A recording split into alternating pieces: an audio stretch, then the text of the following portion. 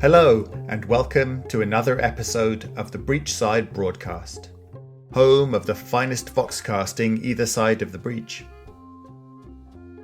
On today's episode, we continue the story of Ashes of Malifaux. As power shifts, the people who hold that power will inevitably come into conflict.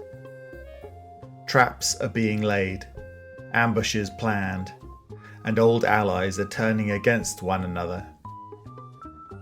I hope you enjoy part 7 of Ashes of Malifaux, right after this word from our sponsor.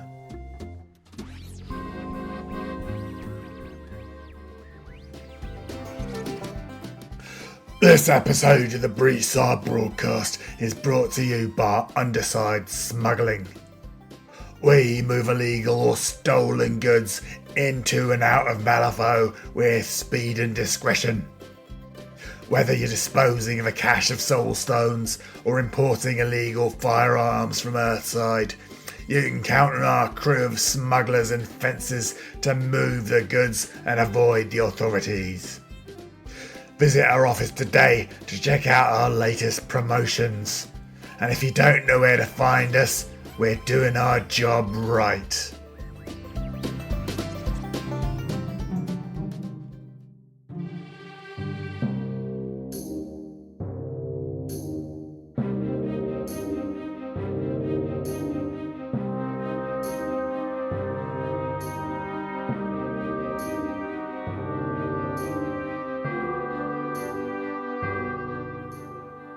The Society's familiar walls did little to comfort Gretchen's mood.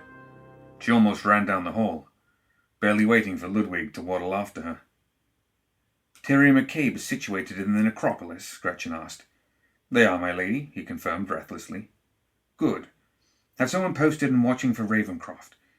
I preferred to have him here, but we can't wait for him to make up his mind. We're running out of time, and the best thing we can do is get running before the Burning Man breaches Ivan's realm. And fetch him, please. We'll be needing his help tonight, I think." Gretchen didn't wait for Ludwig's confirmation, instead marching right into the repurposed lab. The chamber was rarely used and often overlooked. Compact map cases lined the walls, their brass handles marked with tags and entomological notations. Low tables ran down the sides, while the center of the room was dominated by a massive round aquarium that had seen better days. Dark shapes flitted through the murk. The area by the door had been cleared of tables, but was now occupied by several members of the Explorer Society and their equipment. Maxine and Orville Agassiz were already in attendance, along with a pair of Owen constructs laden with supplies. Orville looked up when Gretchen swept through the door, but Maxine remained focused on the plans on the table before her. "Are we ahead of schedule or has something happened?" Orville asked. "Both," Gretchen answered. "Ravencroft didn't reject my offer, but the Burning Man won't wait for him to make a decision. We need to get moving." "Shouldn't be possible," Maxine said quietly. "These linkages, so precise yet so random. They feel—" She took a deep breath. "Beautiful. Bright." "Feeling all right, Maxine?" Gretchen questioned. "I need you sharp." The scientist shook her head and looked up. "I'm fine. This thing brings back certain memories, that's all." Maxine's husband patted her on the shoulder and she smiled. "Really, Orville, I'm fine. But it's good that we're moving on this now. The window of opportunity is closing. The Burning Man is reasserting himself." "It does feel like things are coming together," Gretchen said. "It's a pity Jedsa refused to be involved. We could use her insight. Do you have the devices?" "That cursed orb is already packed and the link is with it. Has Lucas returned from the wastes?" Maxine asked. "Ludwig tells me he and Tyrion are already in the necropolis. I sent them by another route just in case someone is watching the manor. If everything is packed, we need to set out." "Your people have seen to the cargo, and we have modified the plans that I've been working on," Maxine said, rolling up the schematics and tucking them under one arm. "If there's nothing else, just waiting on the last person." Gretchen turned as the door opened again. "Ah, right on time." Leviticus stood in the doorway, clearly agitated. "This wasn't supposed to happen until tomorrow," he growled in annoyance. Intrigue replaced irritation almost immediately upon seeing the Owen constructs. Leviticus raised a bushy eyebrow. "You've been busy, it seems. Weren't going to renege on our agreement, were you?" "The Society honors its obligations, Leviticus. We sent messengers to find you, didn't we?" "That hardly matters now," Gretchen said, clapping her hands together. "You've arrived. It's time to get moving." "Right, same way as before?" Maxine asked, doing her best to ignore Gretchen's latest partnership. "Not quite." Gretchen clapped her hands. The circular aquarium in the middle of the room shivered, then slowly rose into the ceiling, much to the befuddlement of the occupants. Beneath it, a wide circular stairway led down into the darkness. "Glad I'm not carrying this thing on my back," Orville said. "I hope someone brought snacks." "We can eat once we're there," Gretchen said. "After you." It was the worst kind of perimeter to guard. The forest ran right up to the broken ruins of the slums, with no clear border between foliage and dilapidated buildings that trailed off into the woods like overgrown tombstones. This intermingling of urban decay and verdant growth ran for half a mile in both directions. Smugglers made frequent use of this area to slip between the wilds and the city, but not today. Today, Sonia Criid was on patrol. Not that she cared about lowland smugglers and their cargo. She was after bigger game. The evening air brushed Sonia's face. Her demeanor was unusually volatile. Samel Hopkins was the only one who dared get close. Every other witch hunter gave her an extra few feet of space. Gretchen's words struck a chord, and that note was still vibrating in Sonia's chest. "How do we even know he's coming this way?" a witchling handler asked. She stood just off the road, sword balanced casually on her shoulder, watching two of her chargers snuffle through an abandoned storefront. She was one of 4 teams Sonia had working the area. "Feels like a gamble." "Gretchen claims this is the best way into the tunnels, or at least the best way Ravencroft knows. She's confident he'll be coming our way," Sonia answered. "And if she's wrong, then it's not our problem," Sonia said. "If her info is bad, she's the one that has to deal with it." The handler didn't answer for a long moment. Stalkers emerged from the storefront, empty-handed, and the handler nodded to the next building. Samel Hopkins cleared his throat. "You trust her? She seems a little," he shrugged, "a little odd." "More than a little. But you don't casually drop a name like Ravencroft. If she thinks there's a chance he'll show up, I want to be the one to bring him down." Sonia looked down the line. Another of her handlers watched the stalkers from the spire of an old building at the corner of a far block. "Check in with the East Patrols. I want to know about anything they find." Samel turned his attention from a stalker who seemed to have gotten distracted by a rain barrel that was dripping rhythmically. He crossed the ill-kept cobblestones of the street, and Sonia watched until he was out of sight. Truth was, she didn't trust Gretchen, or this entire operation. Marlowe was too quick to trust. Leaving the Explorer Society free rein when so much was at stake was foolish, even careless. But Ravencroft, that was a prize. Sonia was just at the base of the spire when one of the handlers called out, getting the witch hunter's attention before rushing down to the ground floor. "What is it?" Criid asked, as the handler ran onto the street. "Vox said a team spotted a weird group, sent the stalkers off, so they're packing some serious magic." "We're expecting backup?" he asked. "We are not," Sonia said. "Bring the others in, tighten the cordon, and prepare to fight. Could be nothing, but I'm willing to bet that's our boy." They were getting to the difficult part. Traveling through Malifaux City was tricky enough for a man like Damian. Even among the Arcanists he had few friends and fewer allies. Bell spent a lot of time trying to keep the man from railroading his way through all their acquaintances in his endless pursuit of knowledge. But today was a different kind of challenge. Today they were going to walk straight at the lion's mouth and hope they didn't get bitten. A whole bunch of ways for today to go badly, Belle muttered to herself. What was that? Leger asked. The card sharp managed to make his street clothes look dashing, a little surprising for a man Belle rarely saw wearing anything other than a formal tuxedo. Just counting out the ways we could die, Belle answered. You're sure there's no other way? He's sure this is the safest path to the society, Leger said. Then this is where they'll be waiting for us. Belle squinted at the line of broken buildings that lined the street. There was a spire that rose above the rooftops. That's where she'd put the spotter if she were running this operation, but she couldn't see anyone.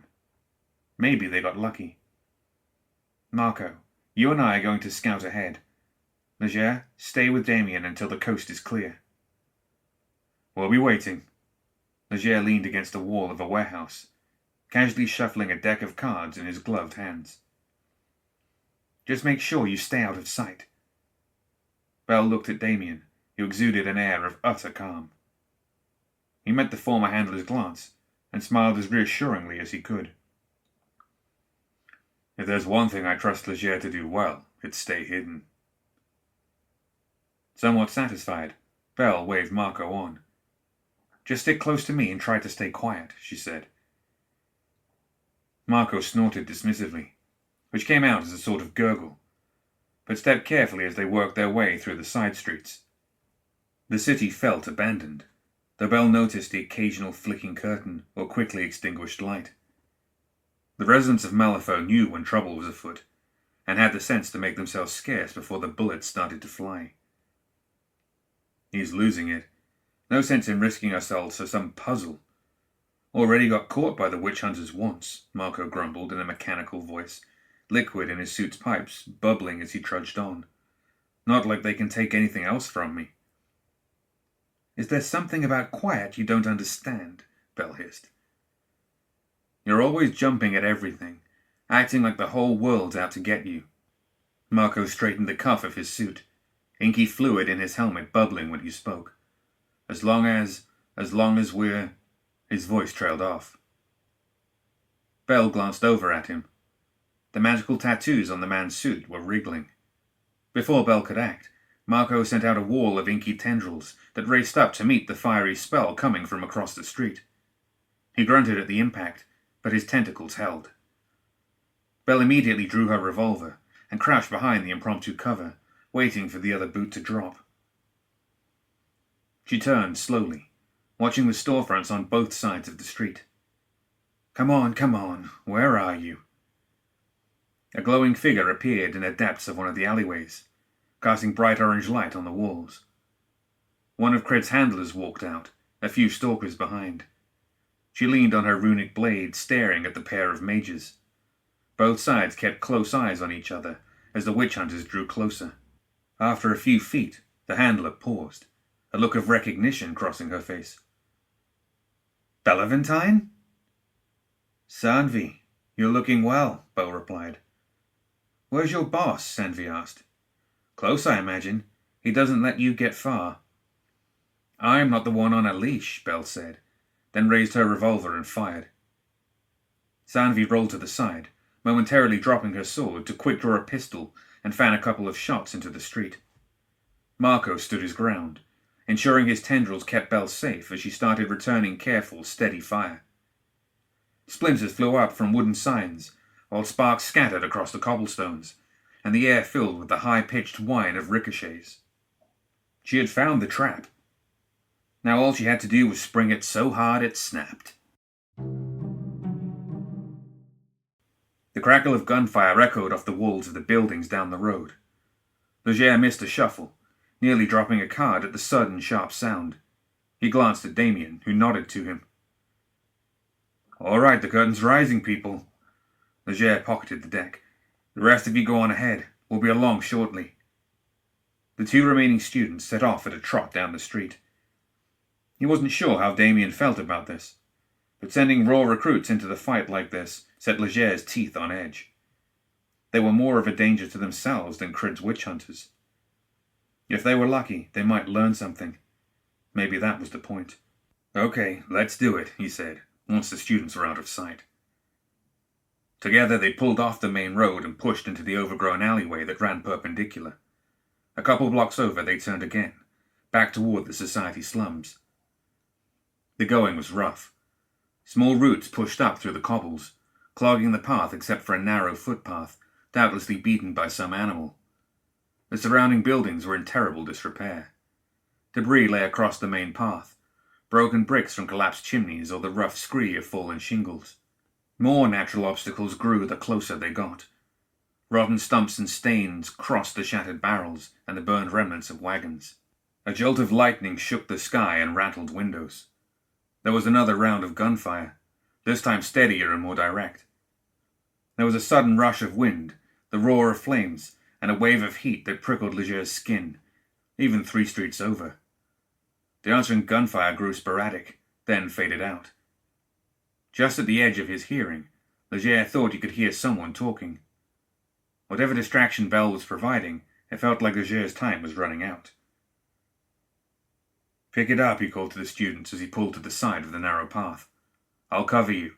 Just make sure you get him out of here." Leger took a stance, putting himself between the fight and Damian's escape route. Then he waited. Leger thought about revealing his presence to buy Damian and Belle a little more time, but judging by the look on her face, Sonia Criid wasn't in the mood for clever banter. It seemed like a good way to get himself killed, and Leger wasn't interested in that. Instead, he drew himself back into the shadows and began weaving an illusion. Belle ducked behind a rain barrel to reload. Marco stood in the middle of the street, spitting inky spells out of his hands. A steady glow hung around the Major's shoulders, but his machinery was also starting to leak tears of pitch. "Fall back, you idiot," Belle shouted over the fire. "You're a sitting target." Marco gurgled angrily. "I can wipe them out." "That's not the point," Belle muttered, as she seated the last shell, then slapped the cylinder shut. Peeking around the barrel, Belle assessed the field. Sanvi was down, lying in a pool of blood on the front porch of the house. One of her stalkers lay next to her, his body still twitching from Marco's spell. The remaining stalkers circled the pair like prowling cats. There was a second handler up on a roof, but he seemed content with pot shots and sticking to cover. Marco was right. They were turning the tide on this fight. The handler on the roof popped out of cover and laid down a line of steady fire into the street. He wasn't really aiming, but the dancing lead was a threat all the same. A few bullets hit Marco and his concentration broke, the dark fluid in his hand suddenly spilling to the ground and around his feet. His burbling cry drew the attention of the other 2 stalkers, just long enough for Belle to scramble up a set of stairs and into better cover. She squeezed off a couple of shots, driving the handler back. Just then, a wall of flame burst across the entirety of the street. Sonia Criid marched through the fire, hands outstretched at her waist, molten magic dripping from her clenched fists to sizzle on the stonework. Marco was the first to react. Gathering power in his hands, the mechanical mage reached deep and sent a pool of thick sludge to the ground at Criid's feet. The puddle rapidly expanded and exploded outward, sending splinters of rock and clods of dirt spraying through the air. Criid took a step back, shielding her eyes with an immolated arm. Marco's augmentations thrummed as he snarled proudly and took a step forward. Sonia aimed at the ground and covered it in wrathful fire, evaporating the inky fluid. She stepped around the rapidly shrinking puddle and raised her hands. Flames seethed between her fingers. With a gesture, the air turned furnace hot. Marco let out a strangled cry, while his etheric calibrator strained. He stumbled as a valve in his suit burst, sending cracks throughout his domed helmet. Casually, Sonia strolled down the street toward Belle, weaving her way between the still corpses of her witch hunters. As she passed each of the bodies, a tendril of twisting flame reached out to join the conflagration that wreathed the witch hunter's hands. The fire grew, until she wore a crown of flame around her head. Belle stood up. "Sonia," she said, "almost didn't recognize you without the mask." Belle savored the look of shock that crossed Sonia's face, then felt her blood run cold as the witch hunter's expression fell into something much darker. Bellaventine. The mask is for serious business, not runaways and dabblers. Sonia stood in the middle of the street, surrounded by the ruin of bodies and ash. Where's your little runaway? I don't answer to you any more, Belle said. Neither of us do. Witches always answer to me eventually, one way or another. I'd sooner die. Acceptable. Sonia threw one arm forward, sending a tendril of flame at the former witch hunter. Bellaventine deflected the blast, sending it into a nearby rain barrel. It struck, shattering the staves and instantly boiling the water inside. The cloud of scalding steam erupted into the air with a shriek. Belle disappeared behind the mist. As the steam cleared, there was no sign of Belle Thorpe. Sonia stayed in the middle of the street, watching the windows and peering behind the wreckage of the various buildings. The other handlers would be here soon, but this had turned into a personal vendetta. There's no use in hiding, Belle. I found sneakier rats than you, and I've burned them all. The bodies of the stalkers crackled into ash, though the 3 pools of flame persisted around their crumbling bones. You know, I always wondered about your disappearance. Odd you took a stalker with you, but now it makes sense. He was special, wasn't he? Got into your head. The witchling handler tumbled from the roof, head cracking against the cobblestone street in a bloody mess. Sonia whirled in that direction.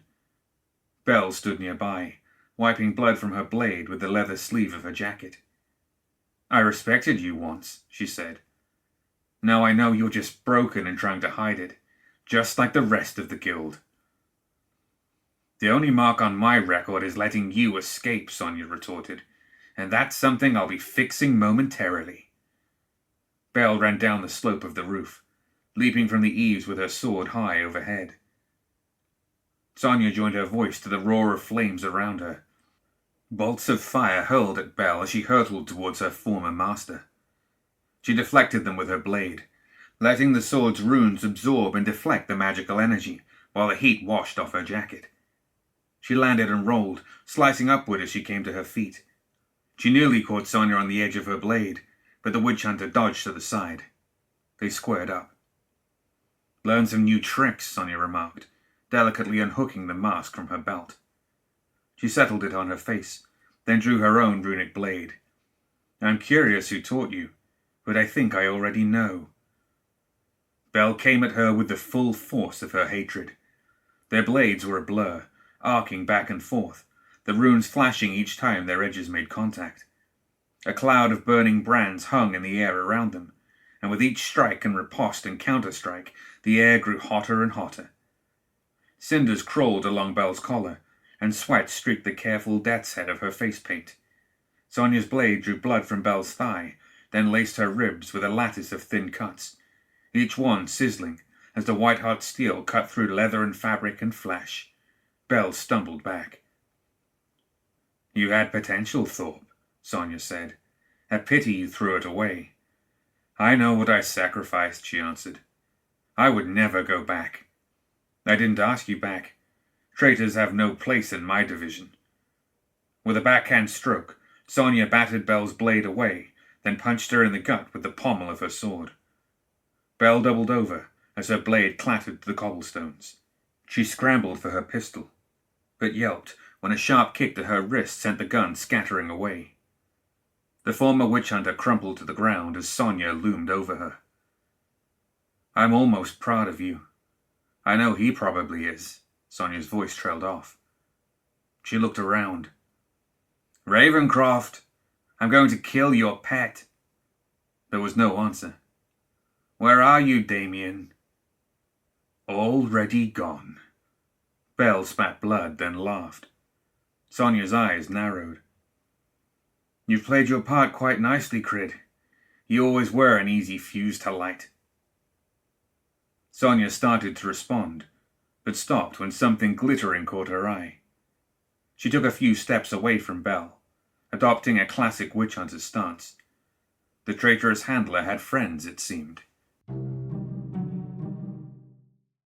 The game is over, Ravencroft, Sonia shouted. Yield, and no one else has to die. When nobody emerged, Sonia sent out a bolt of flame. It struck a twisted old building. The dry wood went up like a fuse. She repeated the gesture again and again, setting any potential hiding spots ablaze. "Come out, Damian. There's nowhere left to hide." Sonia strolled slowly down the street, flames glinting off her mask. "Very well, Miss Criid, you have me." Damian Ravencroft slipped out of a nearby alleyway. He appeared unarmed, but Sonia was no fool. A man like him was never unprepared, even in flight. She stopped a dozen yards away, watching the surrounding area for an ambush. Damian stood with his hands at his sides, chin cocked up at her, like a professor waiting for a truculent student. "You're quite the legend," Sonia remarked. "The little magpie, always curious, flitting around just out of sight." "I could say the same about you, Miss Criid," Damian said, "albeit I go about my business more subtly than you. We share the same thirst for knowledge. Imagine the things we could discover together." "A little late to try converting me to your cause, Ravencroft. I'm not some swooning ingenue to be lured into your cabal." She set her feet and leveled her pistol. "You've gotten away from me once. I'm not letting that happen again." "Ah, dear Sonia, it was never about you. The Yellow Crypt was simply too tempting of a secret. My ruse wasn't personal." Damian smiled patiently. "And neither is this." Damian extended his right arm over his head in dramatic fashion, like a street performer. Sonia took a step back, eyes dancing in both directions. When Damian turned his palm to face the sky, there was a fat dove sitting in his hand. The bird cooed nervously, fluttered its wings, then took off. Sonia laughed. "Magic tricks, Damian. I thought better of you than that." "The flourish, the misdirection, the ditch," Damian said. "And the cards come up jokers when you're looking for a king." Damian's arm dissolved in a flutter of wings, then his shoulder, his face. With a shuffle of soft feathers, the former mage collapsed into an entire flock of doves cooing loudly as they exploded into flight. Where Damian Ravencroft had stood moments before, there was nothing. A pulse of flame beat in Sonia's heart. Slowly, carefully, she sheathed her sword, then removed the mask from her face. She sensed no magic. The alleyway was empty, as was the street behind. The distraction had given Bellaventine and that mechanical sorcerer their chance to escape. Being bested by a superior enemy was one thing. It was another to be fooled. Sonia felt her anger cooling to a simmer. She'd been played, embarrassed. But goodness if her opponents hadn't tipped their hand. Ravencroft was real. Bellaventine was alive. The Explorers Society somehow connected them, and it looked as though the elusive mage had a cadre of other spellcasters working alongside him. The facts hardened into a prism, scattering rumors and throwing reality into sharp relief. She hadn't felt this type of clarity since the Burning Man first appeared. Now, Sonia had direction. "Very well, Damian. Next time," she said quietly, sparing one look at the remaining doves, before moving to attend to her department's newly dead. "Next time."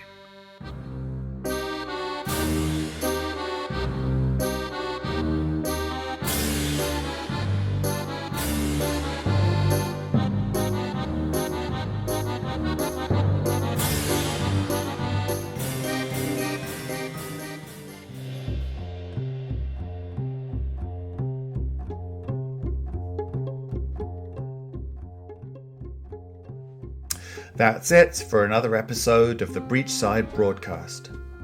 Join us next time for more Tales of Malifaux.